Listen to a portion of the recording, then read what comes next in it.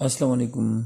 आज इस वीडियो में हम जानेंगे कि अरिथमेटिक मीन क्या है और इसका फार्मूला अनग्रुप डेटा और ग्रुप डेटा के लिए क्या क्या है और इसे हम कैसे कैलकुलेट कर सकते हैं। इससे पहले की वीडियो में हमने पढ़ा था कि अरिथमेटिक मीन, ज्योमेट्रिक मीन और हार्मोनिक मीन क्या है, यानी उसकी सिर्फ डिफिनेशन पढ़ी थी कि सेंट्रल टेंडेंसी यानी एवरेजेस कौन कौन से हैं। अब हम सेपरेटली एक एक को पढ़ेंगे। आज का हमारा लेक्चर है अरिथमेटिक मीन के ऊपर और आने वाले videos geometric mean, harmonic mean और फिर उसके बाद मीडियन और मोड के ऊपर होंगे और इसका हम प्रोसीजर बताएंगे कि इसका ग्रुप डेटा के लिए और अनग्रुप डेटा के लिए क्या तरीक़ेकार है और कैसे कैलकुलेट कर सकते हैं। तो आइए हम अरिथमेटिक मीन की तरफ आते हैं। Arithmetic mean is the sum of all observation divided by number of observations. Arithmetic mean को हम कैलकुलेट इस तरह कर सकते हैं कि अगर हम ऑब्जर्वेशन के सारे ऑल ऑब्जर्वेशन को अगर जमा करते हैं, किसी डेटा सेट की सारे ऑब्जर्वेशन होते हैं उसको अगर हम ऐड करते हैं और उसके नंबर ऑफ ऑब्जर्वेशन पे डिवाइड करते हैं तो इसका रिजल्ट आता है। अनग्रुप डेटा के लिए इसका फार्मूला है कुछ यूँ है कि X bar is equal to summation X I divided by N. अगर ये सैम्पल डेटा है, अगर पॉपुलेशन डेटा है तो mu is equal to summation X I यानी capital X I divided by capital N. Calculation किस तरह हम अनग्रुप डेटा यानी पॉपुलेशन डेटा का, अनग्रुप डेटा का हम किस तरह करेंगे, वो इस तरह है। हम ये डेटा मैंने एक बुक से लिया है आप लोगों की हेल्प के लिए। अगर आप लोग देखना चाहेंगे तो आप लोग बुक से ये डेटा उतार सकते हैं और इस डेटा का कैलकुलेशन चेक कर सकते हैं। ये एक अनग्रुप डेटा है। मार्क्स हैं 9 स्टूडेंट के, 45, 32, 37, 46, 39, 36, 41, 48, 36 ये मार्क्स हैं और ये 9 स्टूडेंट्स के हैं। तो आप फार्मूला अप्लाई करते हैं summation X I divided by N, sample formula हम अप्लाई करते हैं। अगर हम इन सारे ऑब्जर्वेशन को ऐड करते हैं तो ये आता है 360 और ये 9 स्टूडेंट्स के मार्क हैं तो नंबर ऑफ ऑब्जर्वेशन 9 आता है। अगर हम इसको कैलकुलेट करते हैं तो 40 मार्क्स आते हैं, यानी 40 मार्क्स इसका अरिथमेटिक मीन है। ये किसी सेंट्रल वैल्यू है जो इन सारे डेटा सेट्स को डिफाइन करता है, डिस्क्रिप्शन समरी हमें प्रोवाइड करता है। अब आते हैं हम ग्रुप डेटा के लिए। ग्रुप डेटा के लिए हम फार्मूला अलग लिखते हैं और फार्मूला कुछ यूँ हैं। सैम्पल अगर डेटा हो कि समेशन नहीं X bar is equal to summation F I X I divided by N, ये है formula. Summation X bar is equal to summation F I X I divided by N.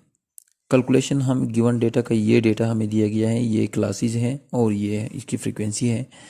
इसके लिए हम calculation किस तरह करेंगे, पहले हम क्लासेस को देखते हैं। वेट्स हमें दिए गए हैं कि ये वेट है 65 टू 84 और इस तरह सारे क्लासेस बने हुए हैं। 165 टू 184, 185 टू 204 ये इसकी फ्रीक्वेंसी है। 9, 10, 17, 10, 5, 4, 5। अब हम इस शेप में इसको लेके आएंगे। यहाँ पर मैंने क्लासेस लिखे हुए हैं, ग्राम्स इसके ऊपर लिखे हैं। इस कॉलम में हम फ्रीक्वेंसी को आमतौर पर लिखते हैं, लेकिन यहाँ पर मैंने मिड पॉइंट लिखे हैं और इसकी कैलकुलेशन का तरीक़ाकार मैंने आपको पहली वीडियो में बताया है।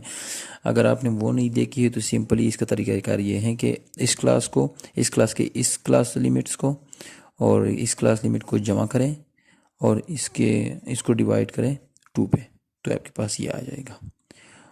तो नॉर्मल ये मैंने लिखे हुए हैं।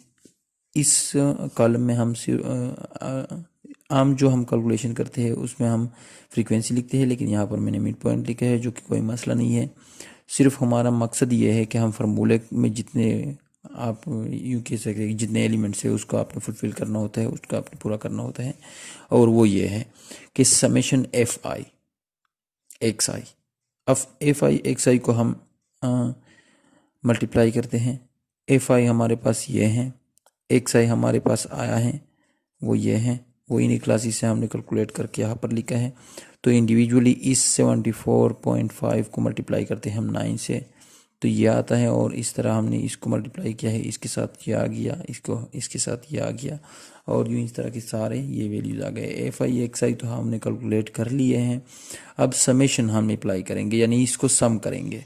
इसको सम करने के बाद हमारे पास वैल्यू आई है 7350 और इसको सम करने के बाद हमारे पास वैल्यू आई है 600, नहीं सिर्फ 60, सॉरी।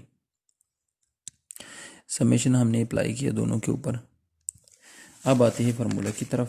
फार्मूला हमने अप्लाई करना है। फार्मूला ग्रुप डेटा के लिए है X bar is equal to summation F I X I divided by N, और एन को हमने यहाँ पर लिखा है, एन को हम ग्रुप डेटा में हम एन को क्या कहते हैं, समेशन एफ आई, यानी सारी फ्रीक्वेंसी को अगर हम जमा करते हैं इसे हम एन कहेंगे, क्योंकि यही नंबर ऑफ ऑब्जर्वेशन है। अब फार्मूले में हमारे पास आया है समेशन एफ आई एक्स, हमारे पास आया है 7350 यानी 7350, और फार्मूले में अगर हम फ्रीक्वेंसी को सम करते हैं तो वो 60 आया है। इसको हमने फार्मूले में पुट किया, इसके लिए कैलकुलेशन करने के बाद हमारे पास जो वैल्यू आई है वो 122.5 ग्राम्स, यानी ये वो सेंट्रल वैल्यू है, ये एरिथमेटिक मीन है जो कि हमें मालूम करना था, और ये वैल्यू हमें सारे डेटा के बारे में बताती है, क्योंकि ये एक प्रिसाइज एक डिस्क्रिप्टिव वैल्यू है जो कि सारी डेटा का हमें सेंटर बताता है।